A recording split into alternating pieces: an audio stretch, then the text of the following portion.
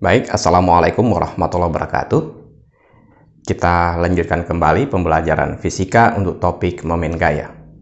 Di mana video sebelumnya kita telah mendefinisikan momen gaya secara fisis.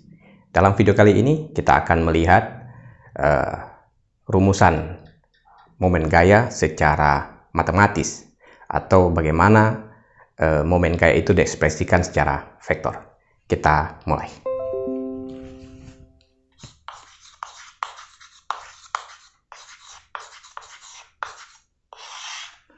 Momen gaya adalah suatu kuantitas vektor di mana dia disimbolkan dengan tau, ya, karena adalah suatu vektor, dia diberi tanda panah di atas.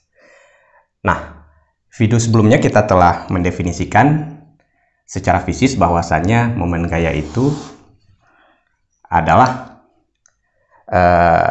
besarnya itu hasil kali besar gaya dengan lengan gaya. Jadi saya gambarkan kembali keadaannya jika saya punya batang seperti ini, ya. Ini batangnya.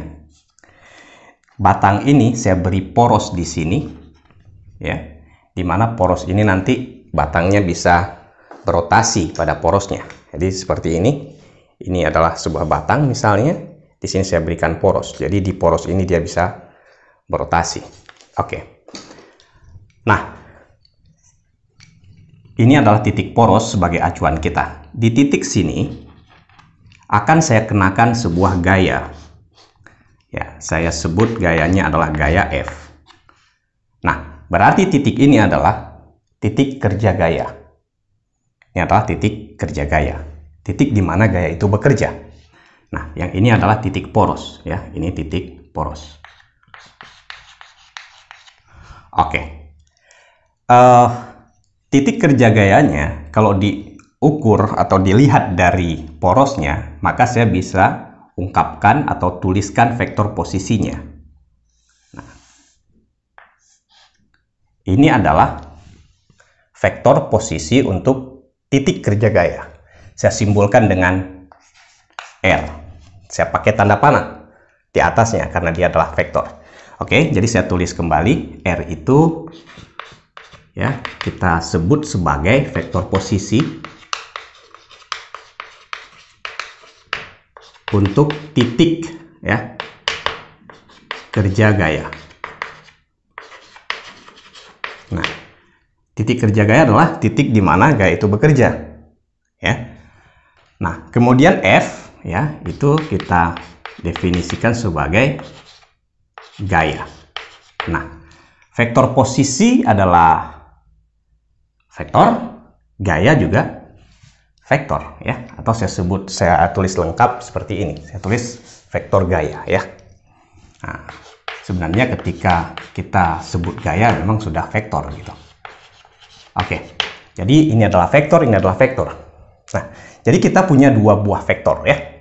R dan F. R adalah vektor posisi untuk titik kerja gaya diukur dari poros, dan F adalah vektor gaya. Oke. Bagaimana menentukan besar dari momen gaya? Nah, cara menentukan besar momen gaya adalah kita perkalikan antara besar gaya dengan lengan gaya. Nah, lengan gaya, bagaimana bisa terbentuk sebuah lengan gaya? Lengan gaya bisa terbentuk jika kita bisa menarik sebuah garis atau suatu garis tegak lurus terhadap garis kerja gaya. Nah, jadi kalau ini adalah gayanya, berarti di sepanjang ini, di sepanjang garis gaya itu bekerja, ini disebut adalah garis kerja gaya. Ini lurus begini, ini garis kerja gaya. Nah, dari poros ini tentunya kita terhadap garis kerja ini bisa kita tarik garis tegak lurus seperti ini. Nah, sehingga di sini siku. Nah, maka yang ini disebut sebagai lengan gaya. Nah, ini adalah lengan gaya, ya. Lengan gaya. Ini telah kita bahas pada video sebelumnya. Ini lengan gayanya adalah garis tegak lurus dari poros terhadap garis kerja gaya. Ini garis kerja gaya. Jadi kalau tidak ada lengan gaya, ya, maka rotasi tidak bisa dihasilkan, ya, atau tidak ada kecenderungan untuk berotasi, walaupun ada gayanya. Nah, oke, jadi gaya ini jika kita rubah sudutnya, misalnya begini, maka nanti tidak akan terbentuk lengan gayanya, sehingga konsekuensinya tidak ada kecenderungan untuk bisa berotasi. Nah, sekarang jika kita tahu sudut antara vektor posisi yang ini dengan vektor F, ya, misalnya yang ini, di sini saya simbolkan misalnya sudutnya adalah theta, di mana theta itu adalah sudut antara vektor R dengan vektor F, ya. Nah, sudut antara vektor R dengan vektor F itu saya sebut theta. Maka kalau kita tahu sudut ini dan tahu panjang ini, ya, maka lengan yang ini bisa kita hitung, ya, secara trigonometri. Jadi saya tulis kembali di sini, jika ini panjangnya adalah R, kemudian dari sini saya tarik tegak lurus kemari, sehingga kan kita punya segitiga siku yang begini.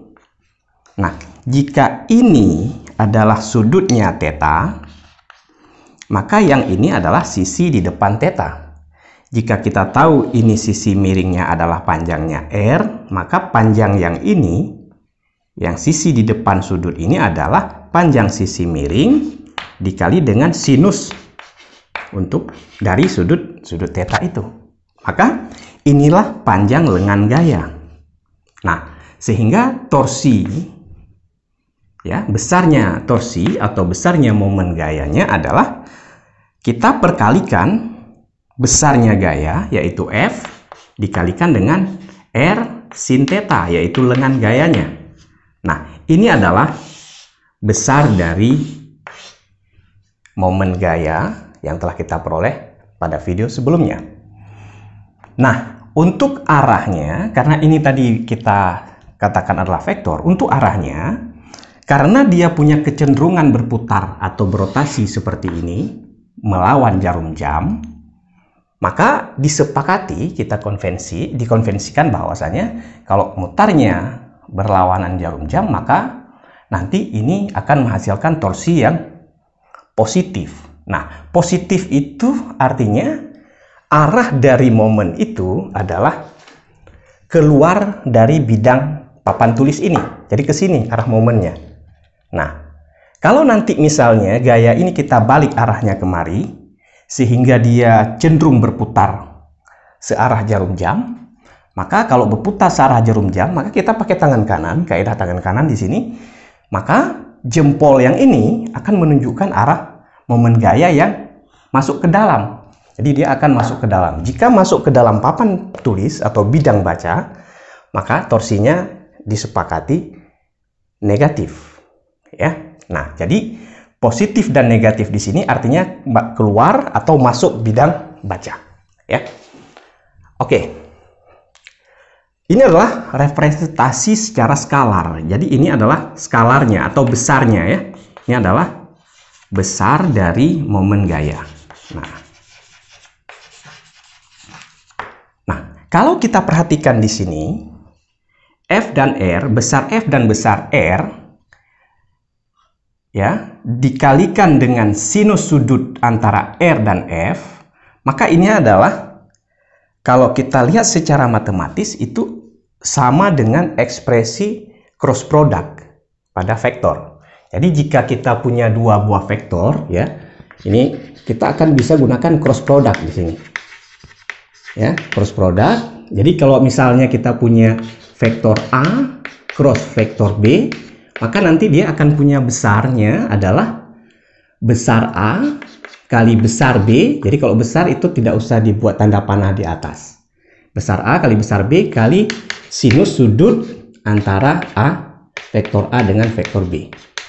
Nah, jika kita dapati seperti ini, perkalian yang saling tegak lurus antara dua vektor ini, maka itu adalah kita akan menggunakan ekspresi cross product nantinya.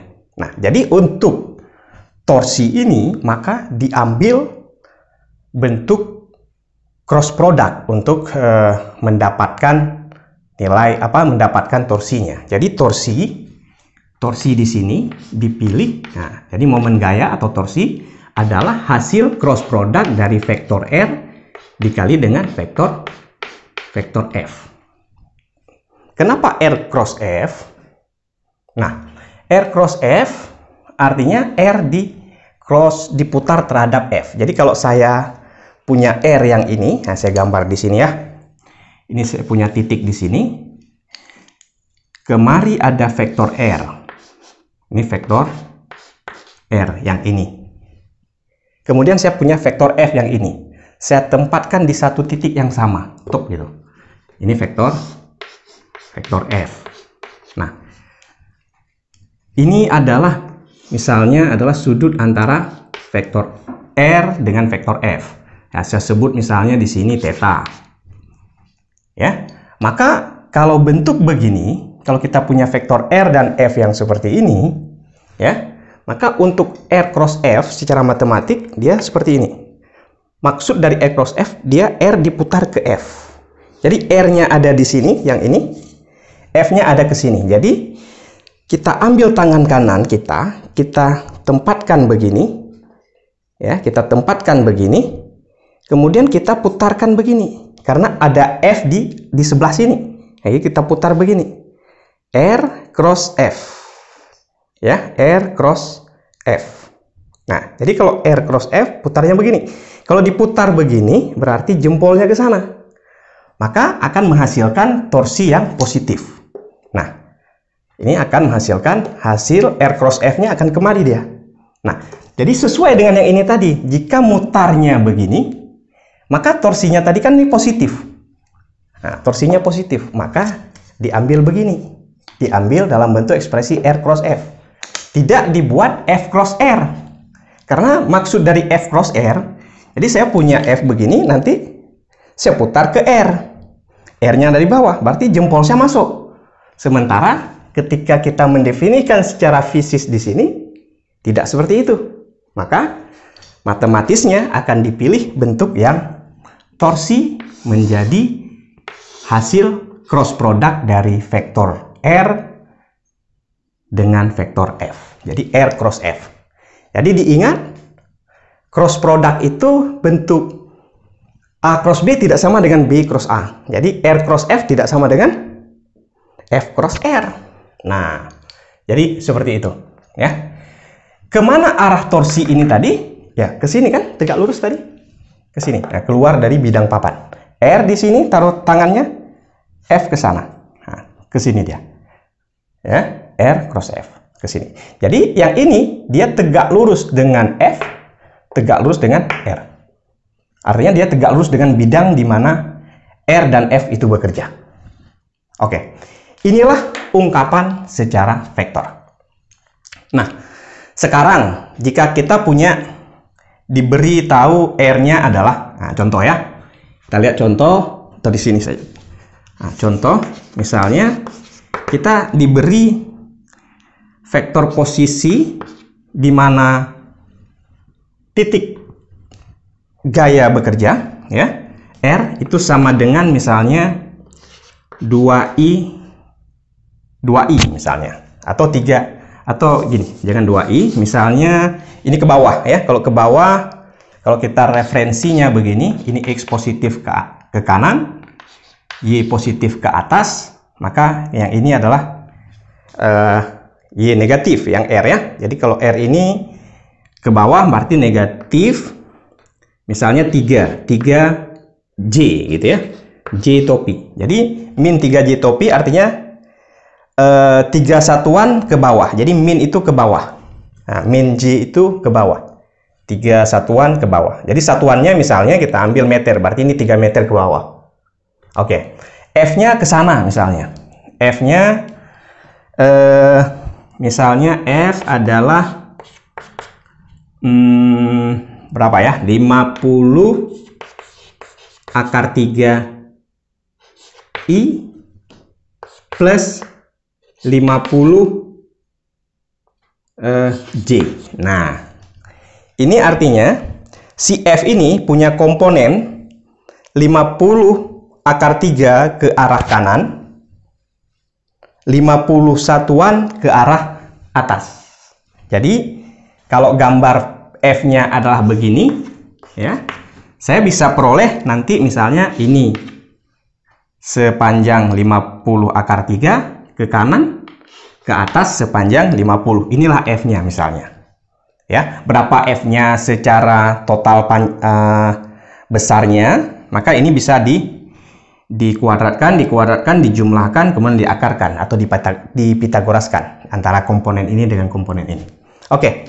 Nah, sekarang kita lihat R cross F-nya berapa? Ya, R cross F-nya berapa? Nah, cara melakukan cross produknya, ya. Jadi kalau kita mau menentukan R cross F, ya, caranya ambil R-nya, ambil R yang ini, min 3J, ya, min 3J, crosskan dengan yang ini, F-nya, 50 akar 3 I plus 50J.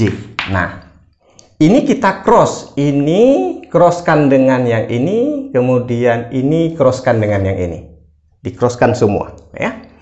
Nah, coba kita lihat. Min 3J cross dengan 50 akar 3 I. Nah, sekarang kita lihat dulu J cross I itu apa. Nah, saya kasih ingat kembali di topik vektor yang sudah saya ajarkan. Kalau kita ingin mengcrosskan antara J dengan I, atau I dengan J, atau I dengan K nantinya misalnya, itu apa ya?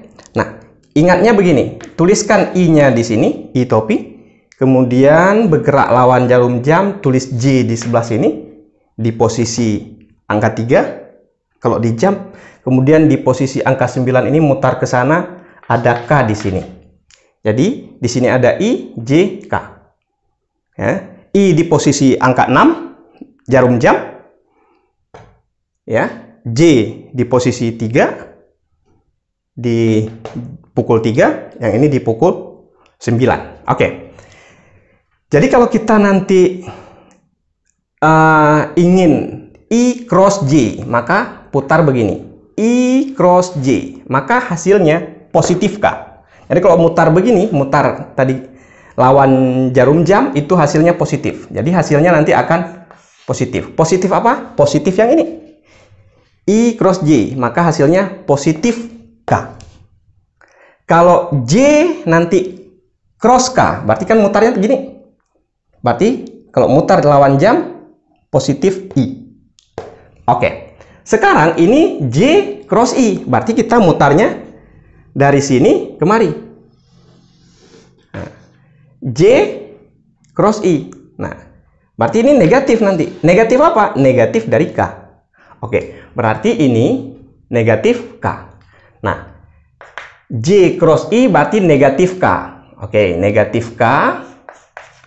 K topi.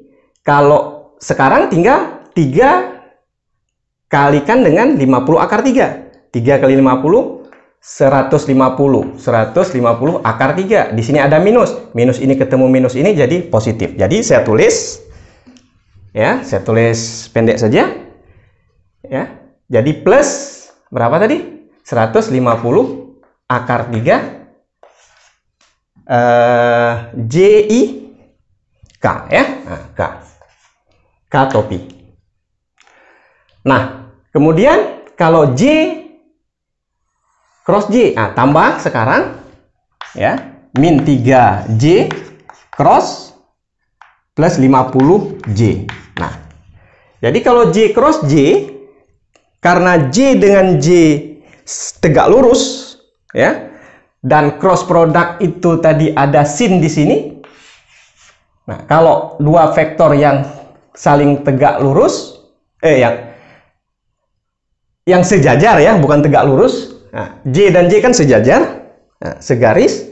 Nah, sudutnya berarti 0. Sin 0 adalah 0, maka hasil J cross J-nya 0. Begitu juga nanti dengan I cross I, karena dia segaris. Nah, sudutnya 0. Nah, oke, berarti ini min 3J cross 50J itu hasilnya 0. Berarti tambah 0. Nah, berarti hasil dari cross product ini adalah, ya, cross product ini hasilnya adalah 150 akar 3K.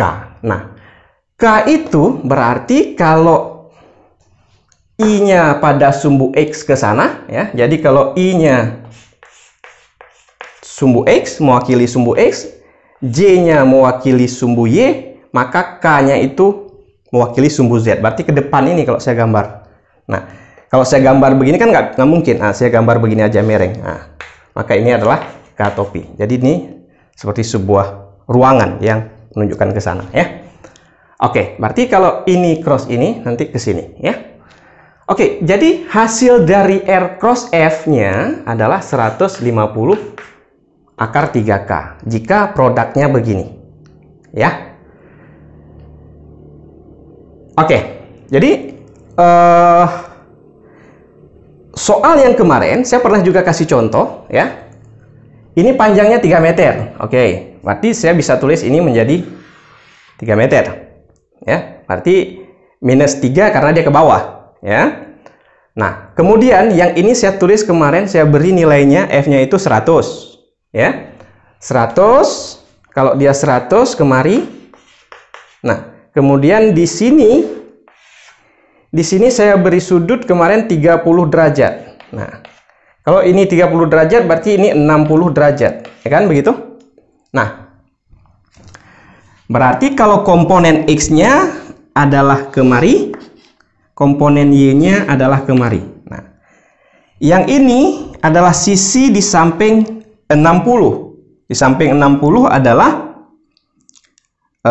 cos, ya. Cos 60 kali panjangnya 100. Jadi panjang ini adalah 100 kali kosinus 60 derajat. Yang ini sisi di depan 60, berarti panjangnya adalah panjang sisi miring 100 kali sinus 60. Nah, Anda harus ingat kembali cos 60 berapa? Kalau cos itu kan mulai dari 4, 3, 2, 1. Berarti setengah akar 1, berarti setengah. Berarti yang ini setengah kali 100, berarti ini 50 Newton pada X. Yang ini sin 60 berarti setengah akar 3. Nah, berarti pada X-nya adalah 50. Berarti kalau yang begini adalah F-nya adalah 50I plus 50 akar 3J. Nah, soal yang saya berikan contoh, saya tukar angkanya, ya. Saya tukar angkanya. Saya beri 50 akar 3 di bahagian X-nya, 50-nya di bahagian J-nya. Jadi kalau Anda ambil ini persis seperti yang di soal kemarin, maka jawabannya adalah 150. Coba cek kembali, benar atau enggak. Oke, jadi saya pikir ini adalah sekedar untuk pengantar bagaimana kita mengekspresikan rumus torsi secara vektor. Jadi secara vektor, rumus torsinya adalah R cross F. Ingat kembali, R adalah vektor posisi titik kerja gaya. Jadi tarik garis dari poros ke titik di mana gaya itu bekerja, maka itulah vektor posisinya. Nah, kalau F-nya adalah F-nya adalah vektor dari gaya. Nah, ini adalah salah satu cara melakukan cross product. Kalau kita memiliki R-nya cuma 1 bahagian, F-nya 2 bahagian, 2 komponen, ya masih mudah. Tapi kalau sudah banyak, ini ada 3 komponen, ini 3, maka ini tidak akan mudah dilakukan begini. Nah, saya akan beri cara mudahnya untuk menyelesaikan R cross F tanpa kita lakukan perkalian satu persatu begini. Oke, perhatikan. Jadi R cross F, maka kita akan buat begini, sama dengan kita akan isi di dalam sebuah matriks. R dan F ini adalah vektor yang bekerja di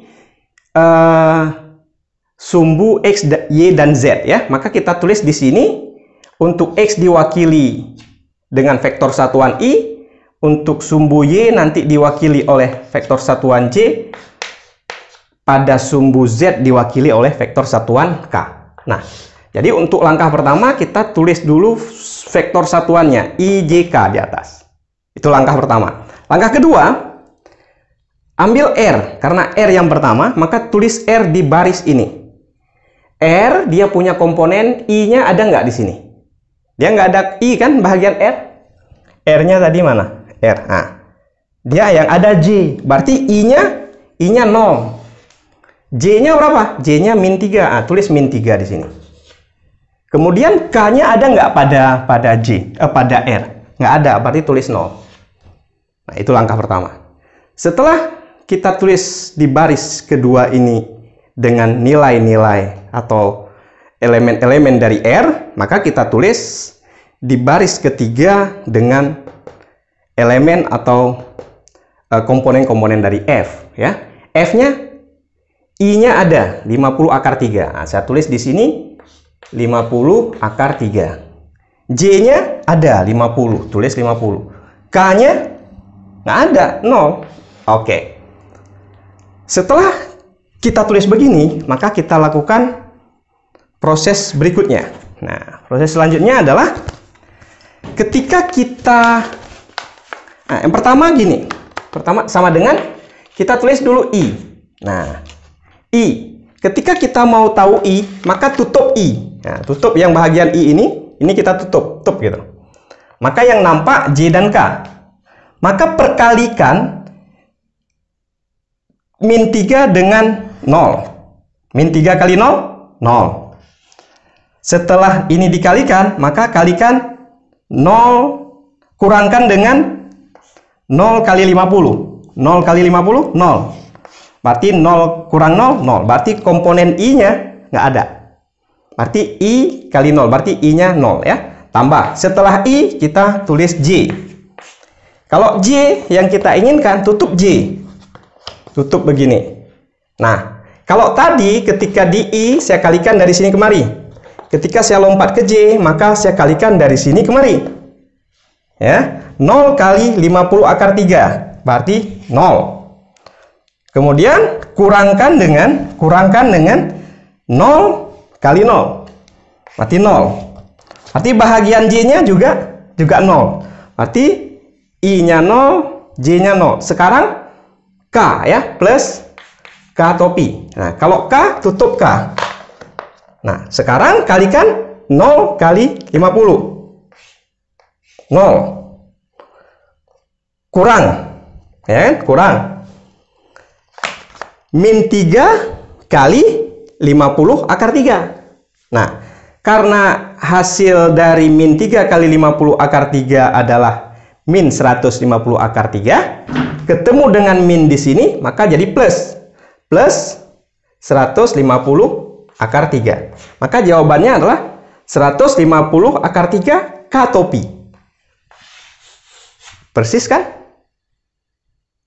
Nah, jadi kita boleh melakukan begini perkaliannya, atau kita buat dalam bentuk begini. Nah, saya sarankan untuk dilakukan seperti ini, lebih simple dan peluang kesalahan kecil. Oke, nanti untuk tutorialnya kita buat di video selanjutnya. Sampai jumpa. Assalamualaikum warahmatullahi wabarakatuh.